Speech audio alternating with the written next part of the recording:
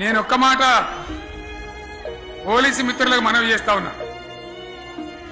ప్రజాస్వామ్యంలో ప్రజలకు అడిగే హక్కు ఉంటుంది, తప్పకుండా అడుగుతారు ప్రజలు. ఈ అడిగే హక్కును సోషల్ మీడియాలో బీఆర్ఎస్ కు సోషల్ మీడియా వారియర్స్ ఉన్నారు, వాళ్ళు బ్రహ్మాండంగా పనిచేస్తున్నారు, ఖచ్చితంగా అడుగుతున్నారు ప్రజల తరఫున. ఇంత అన్యాయం జరుగుతుంటే చూడలేక సోషల్ మీడియాలో పనిచేసే తెలంగాణ బిడ్డలు ఇది ఏమన్యాయమే ఎట్లా అని చెప్పి ప్రభుత్వాన్ని ప్రశ్నిస్తా ఉన్నారు, ప్రజలకు మద్దతుగా నిలబడతా ఉన్నారు.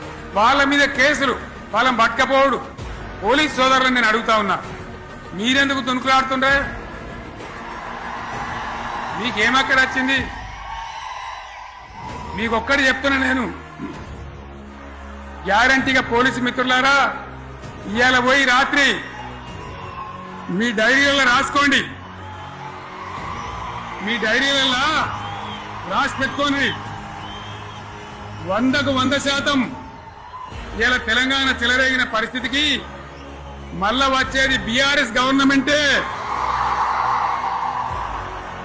అది ఎవరు కూడా ఆపలేడు, అది ఎవరి తరం కాదు, ఎవరి వశం కాదు.